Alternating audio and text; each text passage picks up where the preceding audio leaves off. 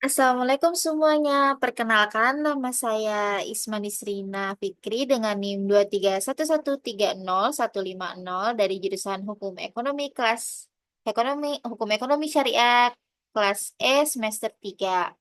Nah, di sini saya akan menjelaskan tentang syarat nikah dari mata kuliah Fikih Munakahat.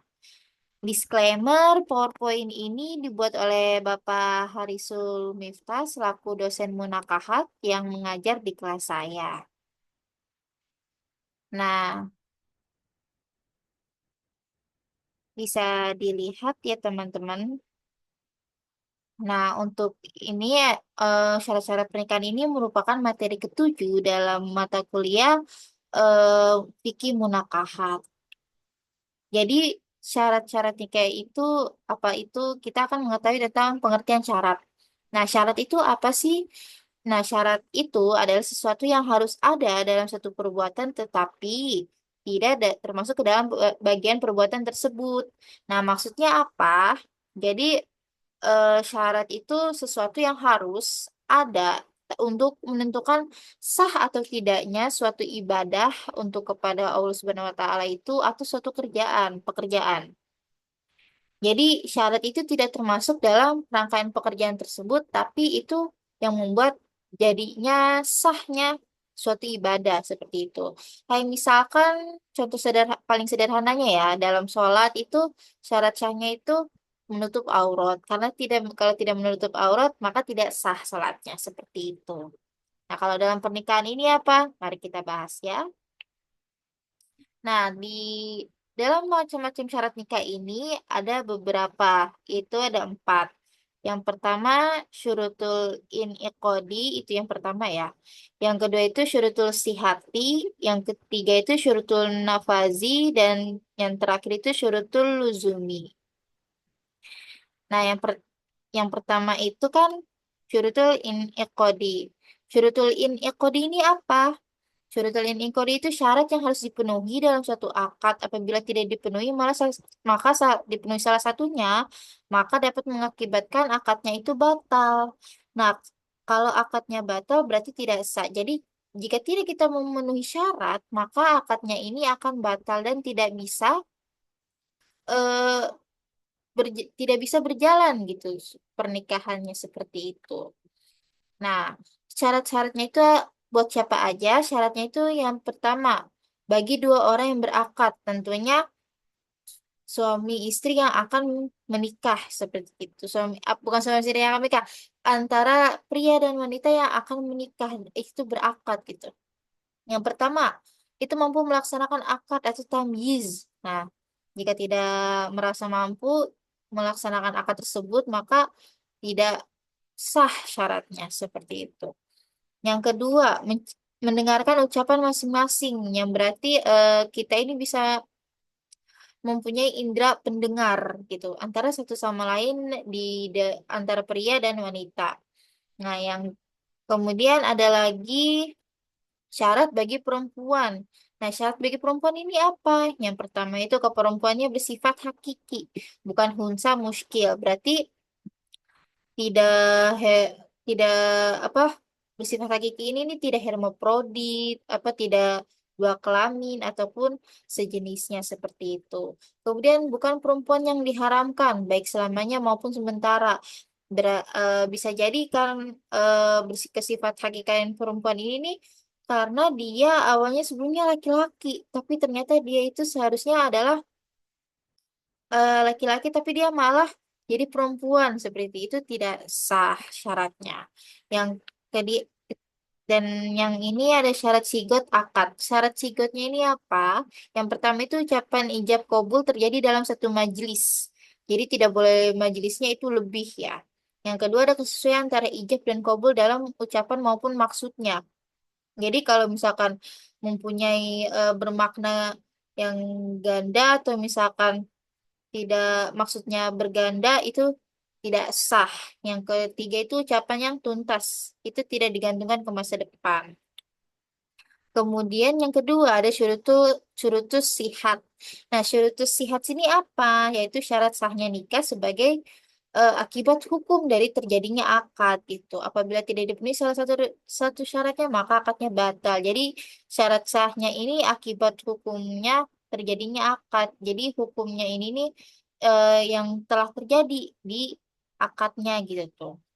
Sahnya ini di apa nih yang pas saat terjadi akad gitu. Yang pertama, perempuan yang dinikahi itu bukan perempuan yang haram dinikahi dengan keharaman yang berjangka waktu sementara atau muakot gitu. Yang kedua, ada sigat akad yang digunakan berlaku selamanya, tidak mengandung batasan waktu. Nah, jadi tentunya akad yang ini tuh untuk selamanya gitu kan. Tentang bagaimana pernikahan ini tuh dilakukan selama seumur hidup itu. Yang ketiga, adanya saksi. Tentunya pasti adanya saksi. Nah, saksinya ini seperti apa? Wali, wali nikah, wali yang dari perempuan maupun laki-laki, maupun mempelai perempuan maupun laki-laki seperti itu. Kemudian adanya kerelaan dan keleluasan memilih ikhtiar dari keduanya suami istri. Yang kelima, suami istri yang jelas atau yang sudah ditentukan. Sudah ditentukan ini apa maksudnya? Maksudnya itu yang sudah diperkenalkan dan sudah mengetahui satu sama lain dalam masa ta'aruf. Kemudian yang keenam ini suami istri atau wali tidak sedang melaksanakan ihram, haji atau umroh. Tentunya yang kita ketahui haji dan umroh itu tidak boleh ya teman-teman untuk kita ini melaksanakan nikah di tengah-tengah haji atau umroh. Seperti itu. Yang kemudian yang ketujuh adanya mahar malikiyah. Nah, mahar ini tentunya sebuah harta atau misalkan entah dalam bentuk yang menjadikan eh, persembahan dari pria untuk wanita seperti itu. Kemudian adanya suami istri tidak sedang mengalami sakit yang parah atau kritis, Malikia. Sakit yang parah atau kritis ini seperti apa? Tentunya yang tidak bisa bangun dari tidur atau tidak bisa bergerak seperti itu. Kemudian yang ketiga ada syurutun nafazi. Nah, syurutun nafazi itu apa? Itu syarat yang lain yang perlu dilengkapi setelah syarat akad dan syarat sahnya mempengaruhi jalannya suatu akad apabila dipenuhi salah satunya menurut Hanafiyah dan Malikiyah. Nah, akad ditunda. Nah, jadi eh, syarat syurutun nafazi ini itu harus dilengkapi setelah syarat akad dan syarat sah itu sudah mempengaruhi jalannya satu akad yang tadi ya, yang nomor dua tadi itu.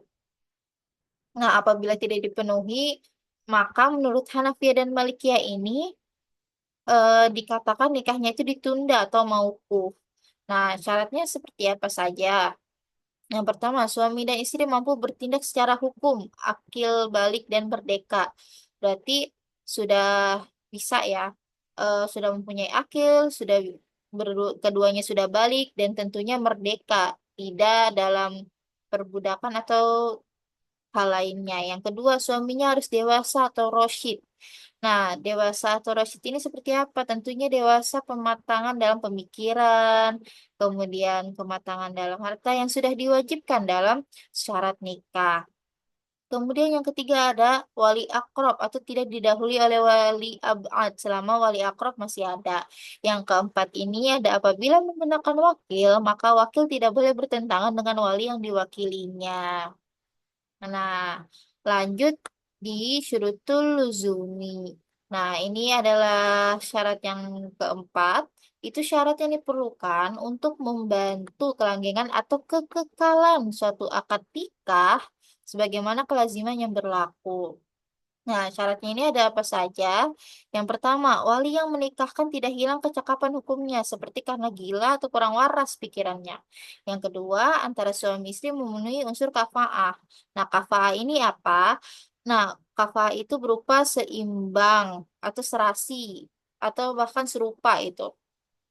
Jadi antara keserasian antara calon suami istri seperti itu, sehingga masing-masing dari calon mempelai itu tidak merasa keberatan.